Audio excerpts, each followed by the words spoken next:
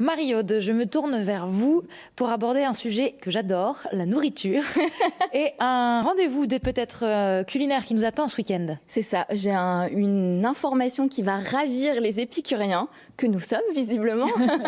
C'est-à-dire que ce week-end se déroule le Street Food Festival à Lille. Alors c'est à Euratech, c'est ça? C'est ça, c'est à Euratechnologie. Il y aura 15 stands fooding, donc c'est-à-dire que c'est des stands culinaires. Il y aura 5 micro-brasseries qui seront présentes et il y aura des temps forts avec des chefs que j'adore comme Thibaut Gamba dont on a parlé la dernière fois, qui est chef étoilé du Clarence. Il y aura aussi Bernard Benoît des Toquets et il y aura aussi un temps fort de cuisine à 4 mains avec Alexandre Suergiou et Lucas Tricot. Ah, sympa, moi je connaissais pas ça. Non, pas du tout. Et en fait, en regardant ces adresses, ça m'a donné envie justement de redécouvrir une adresse que j'adore, qui s'appelle Les Éphérites, et qui se trouve à Lille, qui est tenue par Alexandre justement. Alors moi je connais pas. Vous connaissez cette adresse ? Pas encore, mais ça serait avec plaisir que je la découvrirai. Ah on va découvrir ça avec vous, Marie-Aude. Eh bien, ça se situe à Lille, à côté des Beaux-Arts. C'est ouvert depuis 2014. Et en fait, pour la petite histoire, Alexandre est un enfant des Hauts-de-France parce qu'il est originaire de l'Avesnois et il était professeur d'italien. Bon, vous me diriez, c'est quoi le rapport avec la cuisine ? Eh bien, en fait, la cuisine, c'est une histoire familiale pour lui, parce que depuis tout petit, ses parents, ses grands-parents, qui sont d'origine hongroise et italienne, cuisinent, c'est convivial, c'est gourmand les plats. Et en fait, il s'y est intéressé parce qu'il s'est dit, tiens, pourquoi ça donne autant envie, pourquoi on passe de si bons moments. Je vais apprendre à cuisiner avec mes copains. Et petit à petit, ce plaisir est devenu beaucoup plus présent. Il a décidé de refaire des études à l'école Ferrandi à Paris, où justement il a appris auprès des plus grands l'excellence de la cuisine. Ah ça c'est canon comme ça, de faire une belle reconversion comme celle-ci. Et du coup, quel type de cuisine est-ce qu'on va découvrir là-bas ?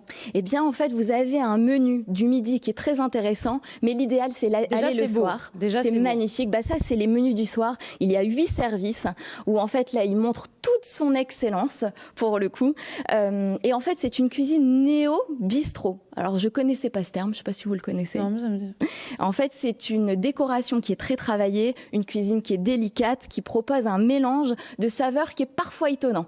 Donc par exemple Alexandre lui a choisi de faire un mélange entre la cuisine française et la cuisine italienne, vietnamienne, japonaise. Donc à chaque fois, vous allez pouvoir voir sur la table, il va faire attention à la décoration, il va aller chercher ses pommes de pin, ses galets à la mer ou alors ses coquillages pour décorer, ou ensuite il va cueillir ses fleurs pour décorer chacune de ses assiettes.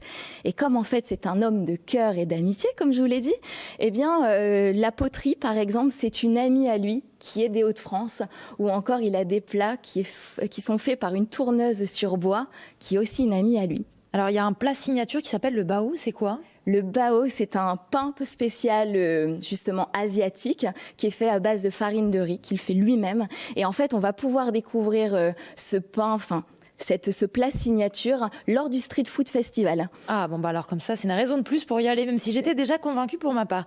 Qu'est-ce qui fait la particularité de ce lieu ? Eh bien, la particularité, c'est que déjà, il y a une multitude de choses sur la table. Donc, quand on est épicurien, ça fait toujours plaisir.